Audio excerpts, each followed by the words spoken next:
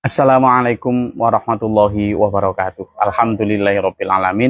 Allahumma sholli wa sallim barik ala sayyidina Muhammad wa ala alihi washabihi ajmain. Amma ba'du. Dulurku dimanapun berada, alhamdulillah kita bertemu lagi dalam kajian satu malam Ahad yang kita telateni bersama. Alhamdulillah kali ini saya ada di Lamongan dalam rangka menghadiri pernikahan 3 pasang sekaligus. Adik saya, kemudian 2 ponakan saya. Adik saya yang nomor 19, jadi saudara saya itu 20 bersaudara dari 2 ibu itu. Nah ini yang nomor 19 yang mau nikah, kemudian bareng sama ponakan saya dari kakak saya yang keempat, itu ya namanya yang menikah pertama Gusiro, kemudian ada Mbak Dava dari anak ketiga dari kakak saya yang keempat, kemudian ada adiknya lagi, anak yang kelima dari kakak saya Gus Bernard. Nah karena ini temanya tema pernikahan, dan besok saya juga akan diminta untuk memberikan apa ya, kalau bicara Jawa itu ya ular-ular memberikan nasihat tausiah. Nah saya ingin membawakan 7 fungsi keluarga, jadi biar mereka nanti membentuk keluarga itu tujuan atau tujuan goalnya seperti apa. Setidaknya ada 7 fungsi keluarga. Ini juga mudah-mudahan bisa menjadi opsi dari solusi sekarang makin renggangnya chemistry antara ayah, anak, ibu, dan sebagainya yang terpisahkan oleh HP, gadget, oleh game, oleh YouTube, Instagram, oleh aplikasi, dan lain sebagainya. Nah, sejak awal, terutama mungkin yang belum menikah maupun yang sudah menikah, ini bisa menjadi kuriositas. Jadi bagaimana ini bisa mengobati penyakit yang sekarang ada di banyak keluarga ya. Jadi ini menurut saya. Yang pertama gini, keluarga itu fungsi pertama adalah sebagai membentuk tim. Membentuk tim. Yang namanya tim itu ya, kalau misalnya tim bola gitu ya ada striker, ada gelandang bertahan, sayap kanan, sayap kiri, ada midfielder, ada fullback, ada kiper, semuanya. Nggak kok kemudian kiper iri karena itu yang disorai hanya striker karena mencetak gol, atau itu kiper enak aja duduk-duduk di belakang nggak terlalu lari sana sini. Nggak ada gitu, karena sudah membagi tugas habis. Jadi antara laki perempuan tidak, ini kan kebanyakan kan memang begitu, saling iri. Laki-laki mau enaknya saja, yang laki-laki gitu, saya sudah di pelabuhan kerja manggul semen, manggul segala macam, perempuan di rumah masih cerewet, ini ada. Karena yang perempuan juga gitu, saya di rumah sudah nyapu, sudah ini segala macam, tapi laki-laki rumah tinggal minta ini minta itu. Nah ini karena ketidaksadaran bahwa sebenarnya keluarga itu tidak sekedar 2 orang atau 2 jenis kelamin yang membangun hubungan persetubuhan, enggak, tapi membangun tim, membagi tugas. Dan Allah sudah sangat adil dalam membagi tugas itu. Laki-laki adalah serve and protect, laki-laki adalah menyediakan dan melindungi, sementara yang perempuan adalah itu tadi banyak, ada robatul bait sebagai manajer rumah tangga, sebagai pengasuh anak, ya kan, ustadzul walad, banyak. Nah itu jangan saling intervensi dan jangan saling iri. Harus memang sudah tahu tupoksinya masing-masing, tugas pokok fungsinya sesuai kodratnya. Laki-laki kalau sudah berani menikah, ya kamu kerja, nyari nafkah, menyediakan seluruh kebutuhan anak dan istri itu wajib. Jangan cuma di rumah gelompang-gelompong tok, rek. Gitu loh. Nah begitu sampean sudah memenuhi itu, kemudian qawwamuna 'alan nisa itu juga bertanggung jawab menjadi imam dari sisi spiritual, gitu loh. Bagaimana bisa mengarahkan mereka agar menjadi hamba-hamba yang soleh dan solehah, taat kepada Allah itu. Nah itu yang pertama, sebagai tim. Yang kedua, fungsi keluarga dan tujuan sekaligus ya, tujuan dan fungsi itu adalah untuk mencetak generasi yang baik. Jadi tidak sekedar berkembang biak nih. Kalau hanya sekedar berkembang biak ya binatang pun menikah dalam tanda kutip ya. Sampai lihat burung-burung itu kan juga ya kan, ya suami istri, kemudian juga punya rumah dan lain sebagainya. Dan itu ya sama. Mereka juga punya anak dan sebagainya. Tapi, nah, bedanya dengan manusia ini sebagai pencetak generasi soleh-soleh, pencetak generasi baik.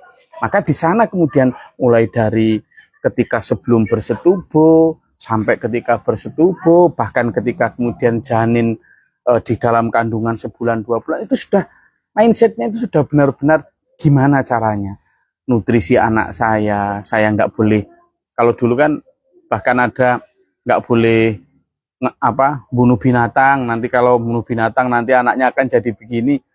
Hati-hati dalam bersikap intinya, juga hati-hati dalam karena pendidikan anak itu tidak hanya pada saat sudah lahir, tapi pada saat bahkan ketika belum lahir. Jadi mencetak generasi, begitu nanti lahir juga gitu. Makanya kan kalau dalam Islam kan diadzani dan lain sebagainya, itu kan untuk memasukkan resonansi awal, itu adalah getaran frekuensi ilahiyah itu yang kedua. Lalu yang ketiga adalah sebagai support system. Apa itu support system? Saling mensupport. Jadi bagaimana menjadikan rumah tangga itu menjadi tempat terbaik orang untuk mengadukan masalah, menjadikan tempat untuk berteduh dari bukan hanya fisik tapi berteduh secara psikis juga. Jadi tempat pulang paling nyaman lah. Itu artinya support system itu saling membantu, saling menguatkan. Jadi tidak ada orang mencari jawaban di luar, tidak ada orang mencari dukungan di luar, karena bapak, anak, ibu, kerabat ini menjadi support system yang kuat. Sehingga akhirnya ikatannya itu benar-benar kuat, strong boundary-nya gitu. Kuat gitu loh. Nah, tapi selama ini kan hancur itu. Jadi ikatan support system itu hancur. Akhirnya anggota keluarga mencari supportnya itu di luar. Mencari dukungan psikis juga di luar, mencari di sana. Akhirnya ya renggang, berantakan. Nah, bagaimana menciptakan itu? Rumah tangga yang saling benar-benar mensupport, bahkan menawarkan gitu ya. Nah, yang keempat adalah sebagai rumah sehat. Apa rumah sehat itu? Rumah sehat itu adalah rumah tempat healing. Jadi orang harusnya healing itu bukan malah keluar-keluar. Healing itu malah di dalam rumah. Justru sakit karena di luar, penuh persoalan di kerjaan, penuh persoalan di sekolahan, penuh persoalan di komunitas, kemudian healingnya itu malah ke rumah. Lah ini malah banyak orang yang healingnya itu malah keluar, berarti rumahnya penuh masalah, berarti rumahnya penuh penyakit, kan gitu. Tapi kalau kita balik, persoalan-persoalan begitu banyak di luar, healingnya justru di rumah. Nah, bagaimana menciptakan keluarga ini sebagai rumah sehat, rumah yang benar-benar di sana penuh senyum, rumah yang di sana benar-benar penuh purifitas. Tadi obat-obat penyembuh, entah itu doa, entah itu nasihat, entah itu senyum, entah itu sikap yang baik, entah itu ya banyaklah halnya. Kemudian yang kelima adalah bisa menjadi sebagai home, ya, sebagai home. Home itu artinya adalah tempat yang paling nyaman. Makanya di dalam Al-Quran itu antara baitun dan masakin. Kalau masakin dari kata sakanun kan tempat tinggal, tempat yang sakinah, tenang. Gitu loh. Kalau dalam bahasa Inggris itu antara home and house. Kalau house itu lebih kepada bangunan fisiknya. Makanya orang Inggris kalau ngomong kerasan itu bukan housey tapi homey, kerasan. Nah, bagaimana menciptakan rumah tangga itu sebagai sesuatu yang sifatnya homey, nggak hanya sekedar house. Orang bisa menciptakan rumah yang mewah, megah, tapi di situ kayak bara api, nggak kerasan. Banyak, betapa banyak orang super kaya yang kemudian dia jarang sekali di rumah, bukan saja karena sibuk, tapi karena memang nggak ada menemukan kenyamanan di sana. Maka dalam surga itu disebut wa masakinan thayyibatan. Wa masakinan thayyibatan itu adalah tempat tinggal yang thayyib, yang tenang, yang enak, masakin. Nah, ini bagaimana menciptakan keluarga yang bisa menjadi tempat kita pulang. I'm go home, gitu kan istilahnya. Bukan kok I'm going to house, tapi home. Ini. Lalu yang keenam dulu. Bagaimana menciptakan keluarga itu tidak sekedar hubungannya itu sifatnya transaksional, tapi hubungannya sifatnya edukatif. Apa itu? Ciptakan keluarga sebagai sekolah. Makanya disebut madrasah keluarga. Makanya ibu itu harus cerdas, harus pinter, Harus banyak wawasan. Yang dibaca bukan hanya online shop.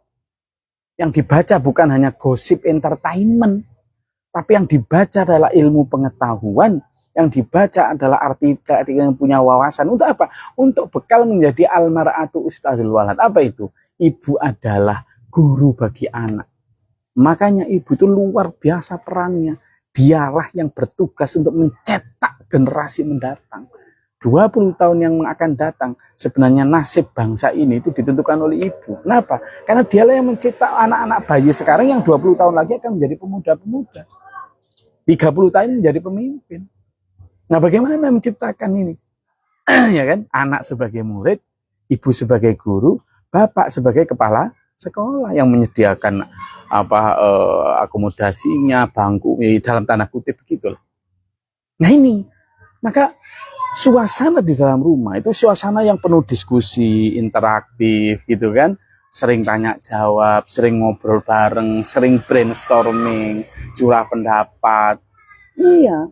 Jadi ada yang disebut pewarisan nilai. Makanya kan keluarga itu disebut sebagai pendidikan informal. Pendidikan informal itu pendidikan yang di samping formal, non formal ada informal. Nah, di dalam rumah ini loh pendidikan tentang tata nilai, tentang tata krama, tentang norma, tentang adab, tentang akhlak, gitu loh. Tentang hubungan bagaimana hablum minan nas, dan juga bahkan praktek dan teladan tentang hablum minallah. Nah ini, jadi bagaimana menciptakan keluarga yang rumah, suami istri tidak hanya sekedar sebuah pasangan, tapi sebagai sekolah, madrasah keluarga ini. Lalu yang ketujuh adalah sebagai bahtera atau perahu menuju surga. Makanya keluarga itu kalau bisa adalah keluarga yang sakinah mawaddah warahmah, itu adalah keluarga yang tidak hanya keluarga di dunia, tapi sampai keluarga di akhirat. Gitu loh. Eman kan kalau cuma keluarga di dunia paling berapa tahun? Kan? Pernikahan paling 50 tahun, 60 tahun ya sudah susah nih karena nyari 60 tahun. Lah, bagaimana memastikan bahwa sampai nanti? Makanya cinta yang dipupuk haruslah cinta yang sehidup, semati, dan sehidup kembali. Nah ini. Lalu bagaimana prakteknya kalau untuk membangun perahu? Ya saling, kan perahu kan ada yang mengayuh sebelah kiri, ada yang mengayuh sebelah kanan. Bapak memberikan teladan, ibu memberikan dorongan, itu kan kepada anak dan saling mendorong. Gitu. Kalau dalam Islam misalnya, ketika sang istri agak malas sholat, yang laki yang geret, yang narik, ayo. Ketika suami juga sedang malas, istri yang memberikan dorongan. Ketika ada godaan apa segala macam. Nah ini namanya bahtera menuju surga. Jadi tidak hanya sekedar pada jargon-jargon semata, tetapi menjadi satu kompleksitas dari sebuah sistem. Jadi itu tadi 7 ya. Ingat-ingat ya, 7 dari fungsi dan tujuan rumah tangga. Yang pertama adalah membentuk teamwork. Teamwork ya, bukan jadi tim kerjasama. Beda loh ya antara kerjasama dan sama-sama kerja. Kalau kerjasama itu bekerja bersama dalam sebuah sistem yang saling membagi tugas. Tapi kalau sama-sama kerja, ya sama-sama itu kerja aja. Beda. Nah ini kerjasama. Yang kedua adalah sebagai pencetak generasi yang baik.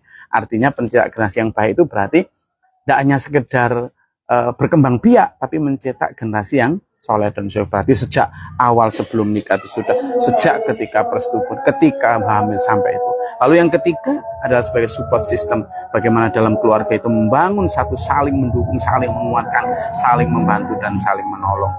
Lalu yang keempat adalah sebagai rumah sehat, di mana healing kita itu justru ke rumah. Ketika ada banyak penyakit psikis di luar, kita dapat justru obatnya itu di rumah. Lalu yang kelima adalah sebagai home, di mana tempat kita nyaman, merasa kerasan, merasa kangen, rindu di rumah. Tidak hanya sekedar bangunan yang megah, tapi adalah sakinahnya itu, masakinnya yang dapat di rumah. Lalu yang keenam adalah sebagai madrasah atau sebagai sekolah, di mana pendidikan terbaik itu adalah di rumah, bukan di sekolah mahal-mahal itu. Justru teladan dari bapak dan ajaran dari ibu itu yang terbaik. Lalu yang ketujuh adalah sebagai perahu menuju surga. Artinya cetak ini keluarga, jadikan itu sebagai pengantar pasangan dan keluarga untuk menuju surga. Itu yang bisa saya sampaikan. Semoga bermanfaat dan berfaedah. Berkah sampai ketemu pekan depan. Bila taufik wal hidayah. Wassalamualaikum warahmatullahi wabarakatuh.